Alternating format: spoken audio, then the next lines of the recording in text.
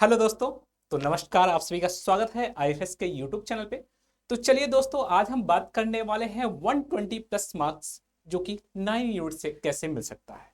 बिल्कुल सही सुना है आपने कि अगर आपको 120 प्लस मार्क्स चाहिए तो हमें 9 यूनिट पढ़ने पे क्या मिल सकता है? तो हाँ, बिल्कुल मिल सकता है।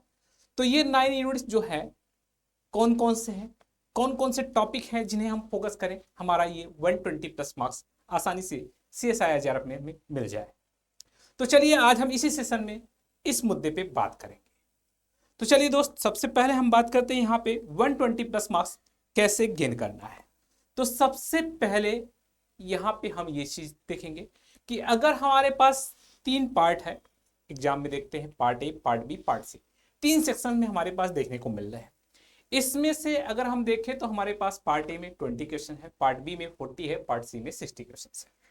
अब इसमें रही बात हमारे पास क्या, कि अगर हम पार्ट ए से 10 क्वेश्चन अटेम्प्ट कर रहे हैं, ठीक है, और पार्ट बी से हम 24 क्वेश्चंस कर रहे हैं, और पार्ट सी से हम 22 क्वेश्चंस कर रहे हैं, ठीक है।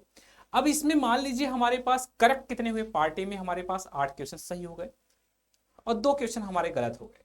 तो ओवरऑल हमें कितना मार्क्स मिला, यहाँ से 15 मार्क्स मिल गया। इसके साथ साथ अगर मैं बात करूं तो 24 क्वेश्चन आपने अटेम्प्ट किया, मान लेते हैं वहां पे आपका 4 क्वेश्चन गलत हो गया और 20 क्वेश्चन सही हुए, तो आपके टोटल 38 मार्क्स वहां से बन गए। और आपने पार्ट सी से टोटल 22 क्वेश्चन अटेम्प्ट किए थे, जिसमें से आपके 18 क्वेश्चन सही हुए और आपके 4 क्वेश्चन गलत हो गए। तो आपको कितना मिला यहाँ पे 68 मार्क्स, यानी ओवरऑल आपको यहाँ पे 121, हमें 121 आपको मार्क्स बड़े ही आसानी से मिल जा रहा है। यानी क्या ये आप सबको देख करके लग रहा है कि आसान है कि नहीं? ऑब्वियस सी बात है, ये बहुत ही आसान है। कुछ लोग सोचते हैं कि ऐसा नहीं हो पाएगा। अरे भाई, अगर आप जनरल एप्टीट्यूड में 10 क्वेश्चन आपने अटेम्प्ट किया, मान लिया हमने 2 क्वेश्चन गलत हुआ, तब भी आपका 8 क्वेश्चन सही हुआ। अगर हम आप मोटी मोटा कैंसिल करेंगे, मान लीजिए एक क्वेश्चन और गलत हो सकता है, तो आपका अप्रोक्सीमेटली 150 प्लस तो है, 115 प्लस तो मार्क्स मिलेगा ही मिलेगा। तो आपका जेआरएफ तो हो ही जाएगा। तो आपको केवल उन्हीं टॉपिक पे फोकस करना है जो हम आज आप सभी को गाइड करने वाले हैं। तो कितना और किस तरीके से स्ट्रेटजी बनानी है, उन चीजों पे बहुत जरूरी बात करने वाला हूं अभी। तो चलिए, सबसे पहले अगर मैं बात करूं तो जनरल एप्टीट्यूड से आपका 10 क्वेश्चन करना लोगों को लगता है बहुत टफ है, नहीं, बहुत ही आसान है। बस आपके पास अभी वक्त है, जितना वक्त बचा है उसमें आप पर डे आधा घंटा या 45 मिनट टाइम दीजिए। आपका अप्रोक्सीमेटली 10 क्वेश्चन में तो 8 क्वेश्चन तो सही हो ही जाएगा। इतना तो मुझे भरोसा है आप सब पे, अपने ऊपर कॉन्फिडेंस रखिए, हो जाएगा। करना क्या है आप सभी के लिए, जैसे अगर मैं बात करूं तो इससे प्रैक्टिस कैसे करना है, तो इस समय आप लोग देख सकते हैं। तो यहाँ पे जनरल एप्टीट्यूड की क्लास चल रही है, तो आईएफएस के चैनल पे ही। तो यहाँ पे आप जाइए, जनरल एप्टीट्यूड के जो लेक्चर्स हैं उन्हें देखिए। तो भी जितने लेक्चर्स हैं करंट टाइम में, ज्यादा टाइम के लेक्चर्स नहीं है, बहुत छोटे छोटे लेक्चर्स हैं, आप उन्हें देखिए, कंसेप्ट क्लियर हो जाएगा। कंसेप्ट क्लियर होगा तो उस तरीके से आप क्वेश्चन बड़ी ही आसानी से उसे कर सकते हैं, ठीक है। तो कोशिश करिए जनरल एप्टीट्यूड्स के क्वेश्चन अटेम्प्ट करने के लिए। यहाँ पे क्वेश्चन हमारा जो जनरल एप्टीट्यूड के होते हैं मैक्सिमम बच्चे छोड़ देते हैं, उसे छोड़ना नहीं, वहां पे बहुत आसान आसान क्वेश्चन आते हैं, लॉजिकल क्वेश्चन आते हैं, आप उसे कर सकते हैं, उसे आपको अटेम्प्ट करना है। अगर आप जनरल एप्टीट्यूड के क्वेश्चन अटेम्प्ट करते हैं तो आपका डेफिनेटली 120 प्लस मार्क्स जो आपने सोच रखा है वो मिल जाएगा, बड़ी आसानी से मिलेगा। अगर मैं इसके साथ साथ बात करूं तो कौन कौन सी यूनिट्स हैं, तो आइए उन यूनिट्स पे बात करने से पहले मैं बात कर लेता हूं। यहाँ पे हमारा ये 9 यूनिट्स जो है बी और सी पार्ट में अगर हम देखें तो सबसे ज़्यादा वेरी वेरी इंपॉर्टेंट होने वाले हैं। कौन कौन से हैं, तो यहाँ पे अगर मैं देखूँ तो हमने यहाँ पे डिफाइन किया है कि अगर हम देखें तो हमारे पास पार्ट बी और पार्ट सी में ऑर्गेनिक रिएक्शन और मैकेनिज्म से दे सकती 4 से 5 क्वेश्चन या 5 से 6 क्वेश्चन पार्ट सी में, यानी इन दोनों टॉपिक से मिला करके हमारे पास इस तरीके से क्वेश्चन यहाँ पे मिलते हैं।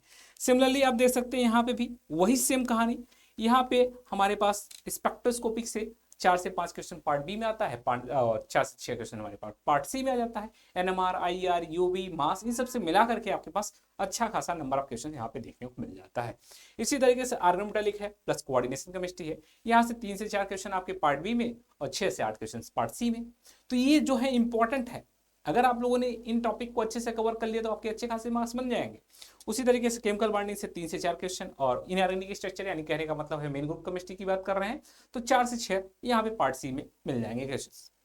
तो इस तरीके से आप देखें तो आपके पास ओवरऑल यहाँ पे क्वेश्चन देखने को मिल रहा है पार्ट बी में 28 से 35 के बीच में हमारे पास क्वेश्चंस आए हुए हैं, अब उसमें से आपको कितना करना है, उसमें से करना है मात्र आपको 20 क्वेश्चन अटेम्प्ट करना है या 24, तो हमने ऑलरेडी बताया यहाँ पे। तो आपके अगर यहाँ पे 24 या 25 क्वेश्चन अटेम्प्ट कर दिया तो यानी आपके लिए वेल एंड गुड हो जाएगा, बहुत ही अच्छी बात हो जाएगी। तो यानी आपका इतने क्वेश्चन में से आप 20 क्वेश्चन कर सकते हैं, ऑलमोस्ट आपका इतना आ गया तब भी सफिशिएंट है। उसके साथ साथ पार्ट सी में देखिए आपके पास यहाँ पे टोटल 60 क्वेश्चन आते हैं पार्ट सी में, बट उसमें से कुछ टॉपिक ऐसे हैं जो आप लोग नहीं कर पाते हैं, तो उसको मैंने छोड़ करके यहाँ पे कुछ एनालिसिस किया है, जिसके बिहाफ पे मैंने कहा 54 मार्क्स तक के, जो कि 54 क्वेश्चन ऐसे होते हैं जो आपकी टच में रहते हैं, तो उसमें से आप आसानी से कर सकते हैं 39 से 54 क्वेश्चन के बीच में।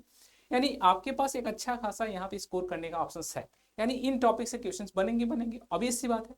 तो आप इसमें से 20 क्वेश्चन तो कर ही सकते हैं, अगर 20 नहीं कर पा रहे तो 18 कर दीजिए, तो आप बड़े आराम से यहाँ पे इसे कर सकते हैं पार्ट सी से भी।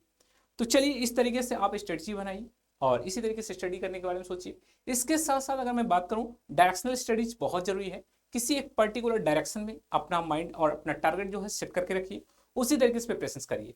क्या होता है कि कुछ दोस्त ऐसे होते हैं, वो उनका दिमाग कभी इधर जाता है कभी उधर जाता है, कभी सोचते हैं कि मैं इनारनी पढ़ लूंगा तो मेरा काम हो जाएगा, नहीं, ऐसा नहीं करना है, बिल्कुल नहीं करना है। अगर आप ऐसा करते हैं तो डेफिनेटली आप नेगेटिव में जा रहे हैं। और करंट टाइम एक और इंपॉर्टेंट पॉइंट, आप सभी को डिप्रेस नहीं होना है, डिप्रेस नहीं होना है, बस केवल अपने ऊपर कॉन्फिडेंस रखना है, जितना पढ़ा है उससे बस रिवाइज करना है। उसी में अगर मैं बात करूं तो चूज योर इंपॉर्टेंट टॉपिक्स, यहाँ पे डायरेक्शनल स्टडी में तो हमारे पास इंपॉर्टेंट टॉपिक को आपको चूज करना है, उसके साथ साथ rapid revision of all topics, आप सारी चीजों को रिवाइज करते रहें, डिप्रेस बिल्कुल ना हो, डिप्रेस बिल्कुल ना हो, सारी चीजों को रिवाइज करते रहें, बिल्कुल दिमाग से निकाल दें कि हमारा नहीं होगा, ये मान के चलिए आपका होगा, कॉन्फिडेंस तभी आएगा। और अगर मैं बात करूं तो जैसे यहाँ पे क्वेश्चन जो है हमारे पास पार्ट सी में किस तरीके से क्वेश्चन आते हैं, तो 8 से 10 क्वेश्चन हमारे पास मैच द फॉलोइंग क्वेश्चन आते हैं, डायरेक्शनल वाले डायरेक्ट क्वेश्चन आते हैं जो कि आप सीधा सीधा देख करके कर सकते हैं उसके आंसर्स, जो पार्ट बी में आना चाहिए वो पार्ट सी में कभी कभी आ जाते हैं, तो उस टाइप के क्वेश्चन बड़े आसानी से आप कर सकते हैं। 8 से 10 क्वेश्चन आपके स्टेटमेंट बेस्ड क्वेश्चन आते हैं, और इसी तरीके से 8 से 10 क्वेश्चन आपके एक्सपेरिमेंटल और अप्लाइड क्वेश्चन टाइप के आते हैं, और 5 से 10 क्वेश्चन ऐसे आते हैं जो न्यूमेरिकल बेस्ड रहते हैं या ग्राफ बेस्ड क्वेश्चन आ जाते हैं। तो इस तरीके से पार्ट सी में क्वेश्चन आते हैं, बट हाँ ऑलमोस्ट आप यहाँ के क्वेश्चन कर सकते हैं। चलिए, तो मेक प्रॉपर शेड्यूल, अपना प्रॉपर शेड्यूल बनाइए और अपने ऊपर भरोसा रखिए। डेली 10 घंटे का शेड्यूल बनाइए, करंट टाइम में सब कुछ छोड़ दीजिए, बस केवल 20 दिन की बात है, अब सब कुछ छोड़ दीजिए, केवल 10 घंटे का शेड्यूल बनाइए, केवल पढ़ाई पे फोकस करिए। 4 घंटे आपको कोई भी थ्योरी पढ़नी है उस थ्योरी पे फोकस कर लीजिए, उसके साथ साथ 3 घंटा कम से कम क्वेश्चन प्रैक्टिस करिए पर डे, 1-1 घंटा सब पे करिए, ज़्यादा से ज़्यादा क्वेश्चन अटेम्प्ट करने की कोशिश करिए, और 3 घंटा आप रिवीजन पे टाइम दे सकते हैं, ठीक है, ये आपके लिए सबसे बेहतर ऑप्शन है। यहाँ पे आप कुछ मॉडिफाई कर सकते हैं अपने अकॉर्डिंग से, आपका जैसा शेड्यूल आपको प्रॉपर लगे। अगर आपको लगता है कि 4 घंटा हमें क्वेश्चन प्रैक्टिस करना चाहिए, न्यू थ्योरी पे हमें 1-1.5 घंटा देना चाहिए, तो ऐसा आप कर सकते हैं, ठीक है। चलिए, तो ये तो रही बात कि आप कैसे 120+ मार्क्स गेन कर सकते हैं।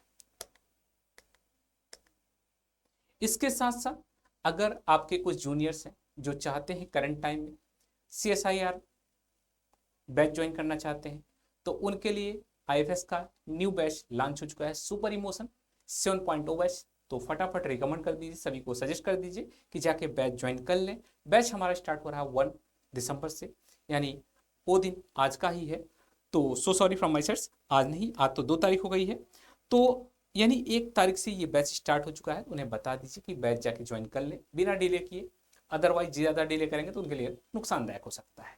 तो कूपन कोड अप्लाई करें IFS 10, उनको मिलेगा फ्लैट 10% ऑफ।